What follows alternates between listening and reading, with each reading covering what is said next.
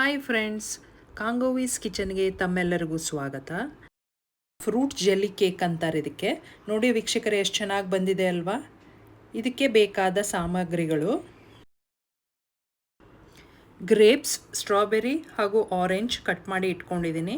ಇಲ್ಲಿ 1 ಕಪ್ ನೀರು ಇಟ್ಕೊಂಡಿದ್ದೀನಿ, 1/4 ಕಪ್ ಸಕ್ಕರೆ. ನೀರು ಕುದ್ದಾದಮೇಲೆ 1/4 ಕಪ್ ಸಕ್ಕರೆ ಹಾಕಿ ಕರಗಿಸ್ಬೇಕು. ಅದಾದಮೇಲೆ 1 cup cornflour and 1 cup agar agar mix ಮಾಡಿ ಇಟ್ಕೊಂಡಿದ್ದೀನಿ. ಈ ಅಗರ್ ಅಗರ್ ಪೌಡರ್ ನಿಮಗೆ ಸ್ಟೋರ್ಸ್ಗಳಲ್ಲಿ ಈಸಿಲಿ ಅವೈಲೇಬಲ್ ಇರುತ್ತೆ. ಸೊ ಈ ಪೌಡರ್ ಹಾಕೋದ್ರಿಂದ ನಿಮಗೆ ಜೆಲ್ಲಿ ಥರ ಕನ್ಸಿಸ್ಟೆನ್ಸಿ ಬರೋಕ್ಕೆ ಹೆಲ್ಪ್ ಆಗುತ್ತೆ. ಸೊ ಇದನ್ನು ಹಾಕಿ ಚೆನ್ನಾಗಿ ತಿರುಗಿಸ್ಕೋಬೇಕು.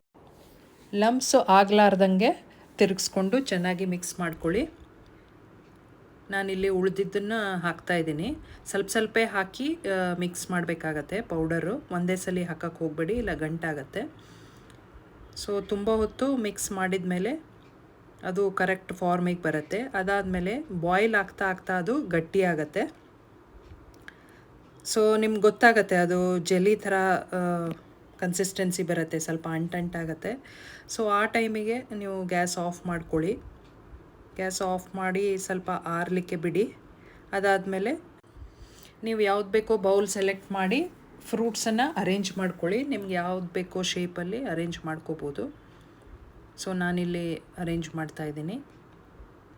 ಡೆಕೋರೇಟ್ ಮಾಡ್ಕೋಬೋದು ಹೇಗೆ ಬೇಕೋ ಹಾಗೆ. ಸೊ ಯಾವ್ದು ಬೇಕೋ ಫ್ರೂಟ್ಸ್ ಹಾಕ್ಬೋದು, ಚೆನ್ನಾಗಿರುತ್ತೆ ನೋಡಲಿಕ್ಕೆ. ಎಸ್ಪೆಷಲಿ ಕಲರ್ಸ್ ಇದ್ದಿದ್ದು ಹಾಕಿದರೆ ಇನ್ನೂ ಚೆನ್ನಾಗಿ ಕಾಣುತ್ತೆ, ಬ್ರೈಟ್ ಕಲರ್ಸ್. ಸೊ ನಾನು ಸ್ಟ್ರಾಬೆರಿ ಮತ್ತು ಆರೆಂಜು ಸೆಲೆಕ್ಟ್ ಮಾಡಿದ್ದೀನಿ. ಸೊ ಈ ಮಿಕ್ಸ್ಚರ್ ಆರಿದ ಮೇಲೆ ಸ್ವಲ್ಪನೇ ಅದನ್ನು ಫಿಲ್ ಮಾಡ್ತಾ ಹೋಗಬೇಕು. ಆಮೇಲೆ ಮತ್ತೆ ಸ್ವಲ್ಪ ಫ್ರೂಟ್ಸ್ ಹಾಕಬೇಕು. ತುಂಬ ಹೊತ್ತು ಆರ್ಲಿಕ್ಕೆ ಬಿಡಬೇಡಿ, ಭಾಳ ಗಟ್ಟಿಯಾಗಿಬಿಡುತ್ತೆ ಇದು ಮಿಕ್ಸ್ಚರು. ಸೊ ಹಾಗೆ ಫ್ರೂಟ್ಸ್, 1 ಲೇಯರ್ ಫ್ರೂಟ್ಸ್, 1 ಲೇಯರ್ ಈ ಮಿಕ್ಸ್ಚರ್ ಹಾಗೆ ಮಾಡ್ತಾ ನಿಮ್ಮ ಬೌಲ್ನ ಫಿಲ್ ಮಾಡಿ. ಅದು ಪೂರ್ತಿ ಆದಮೇಲೆ ಫ್ರಿಜ್ಜಲ್ಲಿ ಇಡಬೇಕಾಗತ್ತೆ. ಫ್ರೀಝರಲ್ಲೇನು ಇಡಕ್ಕೆ ಹೋಗಬೇಡಿ. ಒಂದು 3 to 4 ಅವರ್ಸ್ ಬಿಟ್ಟರೆ ಹೀಗೆ ನಿಮ್ಮದು ಜೆಲ್ಲಿ ಕೇಕ್ ರೆಡಿ ಆಗುತ್ತೆ. ಸೊ ಇದನ್ನು ಡಿಮೋಲ್ಡ್ ಮಾಡೋದು ತುಂಬ ಈಸಿ. ಒಂದು 10 ನಿಮಿಷ ಹೊರಗಡೆ ಇಟ್ಟರೆ ತಾನಾಗೆ ಬಂದುಬಿಡುತ್ತೆ ಪ್ಲೇಟ್ ಮೇಲೆ. ಅಥವಾ ಅರ್ಜೆಂಟ್ ತೆಗಿಬೇಕಾಗಿದ್ದರೆ ಚಾಕುವಿನಿಂದ ತೆಗೆದ್ರೆ ಬಂದುಬಿಡುತ್ತೆ. ಇಲ್ಲಿ ನಾನು ಪ್ಲೇಟಿಗೆ ಡಿಮೋಲ್ಡ್ ಮಾಡ್ತಾಯಿದ್ದೀನಿ ಈಗ.